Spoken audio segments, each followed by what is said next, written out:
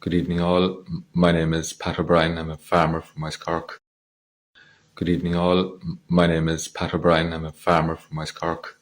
I'm very sorry that I could not make it up to you this evening just to help you out. I'm speaking, I suppose, because we're living beside turbines. So where you are now, we were 20 years ago. So I just want to give some of our experiences to date. I wish to start off that 20 years ago, when they were talking about building wind turbines here, we did not object. We listened to the people who were putting it up. They were our neighbours, and we believed everything they said. So we're not against turbines. We're not against climate change.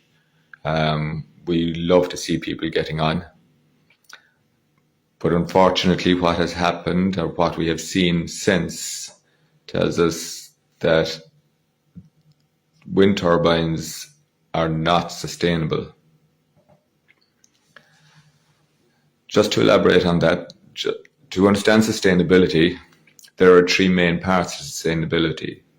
There's environmental, so you probably will hear about the environment, how it will affect it, how fossil fuels affect the environment. You will also hear how turbines have an effect on nature. The second part is economic, which is self-explanatory. The third part, the main part for me, is social. Now, unfortunately, this is social sustainability is a part that is never mentioned by the government or by politicians, because they do not care what happens to people. For sustainability to be effective, all three parts have to be equal and have to be treated as equal. So we'll take the third part, which is social sustainability. That means communities like ours, like yours, have to be taken into effect and have to be looked after very much for the whole project to work. So how are communities affected by the spread of turbines around the country? So in our case, when the turbines were first muted to be put up, there were 7 or 8 people objected. Again, we did not. We thought they would be great for everything. They would solve everything. 10 years later, when the locality again was put to the test and they wanted to expand this local wind farm, for every one that objected before they were ever put up, there were 20 locals objected when they had seen the effect, when they had lived with the effect, and when they had suffered with the effect, and when they could see how these turbines were affecting the locality and local people living there. And that speaks for itself. So just in the countryside, if it looks like a horse and neighs like a horse and kicks like a horse, it is a horse. So I hope the people who are trying to tell us that these turbines are great for our communities just stop and stop trying to fool the people, because that's all they're trying to do. About 5 or 6 years ago, the locality here, when we were trying to see how it affected us, we made 2 lists: how it was benefiting the community and how it was negatively affecting the community. So how do these turbines, how will they benefit your community? So they will say direct jobs. The only direct jobs is when they're putting them up in our community and in 3 other communities directly around us where there are turbines. There are no direct jobs. There is nobody in the community employed there. The indirect jobs, they're not in our community. So they do not benefit our community in any way, or the other communities around us. The money they get, they do not get money. They're promised money, but they do not get money. But they have split the communities, unfortunately. The next topic that I'd like to move on to is, again, it's obviously to do with the community. In our area, there were 41 houses within a 1 kilometre radius back 20 years ago. Since then, 4 of those houses are now idle. So when the people died and passed away, the new generation would not live next door to the turbines or near the turbines. And they were not prepared to invest or spend money in doing up the houses. So there was 41 houses, there's less 4, there's plus 1.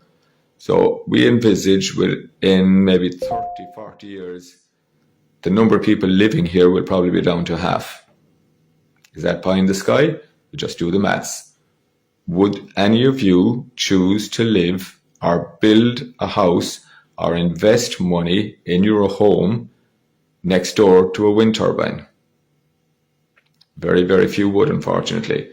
So what that means is your children and their children will choose not to live next to the turbines. So your community will slowly and surely die away over the years. It's an awful prospect. It's not what we're supposed to be about. The next thing I'd like to bring your attention to is, obviously people talk about the flicker. You can see that it's very visible. It's easy to understand it. When you stand beside them, the noise is very audible. So researchers who would have come to our place beside the turbines would say it's like being next door to the runway of an airport. That really affects you when the wind is blowing and howling, but it isn't actually 365 days of the year. For us, the worst part by a huge amount was the low frequency noise, which you cannot really measure, and it just tears your life apart. So your brain can't recognize this low frequency noise. It gets inside your head. It affects you at night time when you're lying down trying to sleep. So you go to sleep because you're exhausted, but you wake up with this pounding in your head because your brain is fighting against this low frequency noise, which it doesn't understand. And it's just this pressure inside in your head. So every night, every week, every month, you wake up with this pounding in your head. So did our children.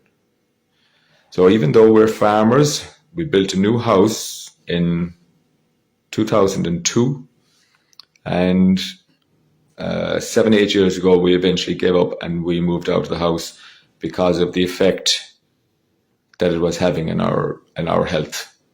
We just had to move up.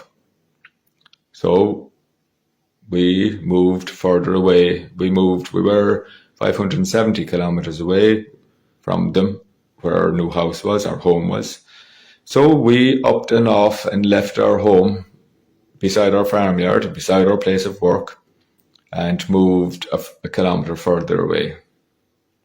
It did ease, but it is not gone. So that's the greatest effect that it has on us. So in anyone's business, surely you could not wish this on people. The house just beyond us, it did not affect them at the start, but 4 or 5 years on, the cumulative effect, they also experience tinnitus now, and they're also affected. They put all their money into this. This is their retirement home, so they cannot afford to move. So this is reality. It's not reality for everybody. It's reality for us, and it's reality for the neighbours beside us. And the house closest to us is now vacant, and the house across the fields from us is now vacant. That's our reality. Just one word I'd like to put, there was a community 8 miles away from us where the turbines, there was supposed to be a turbine farm. There were maybe 10 farmers signed up. They didn't realize at the time the effects. When they became aware of the effects, even though they had signed up, they were able to show that they had signed up under duress. So one by one, they pulled out because when they realized how it would affect their neighbors, they just could not be part of it. So, and that did not go ahead. So Anybody who would tell you to wait until the planning goes through and then start fighting it, they're not on your side. Do not let it get started. Do not let it get momentum. Just keep communities together and do not let somebody else come in to just pilfer out of your community. It's your community, it's not theirs. Do not let them break you up. And anybody who tries to do that is definitely no friend of your community. I wish you all the very best.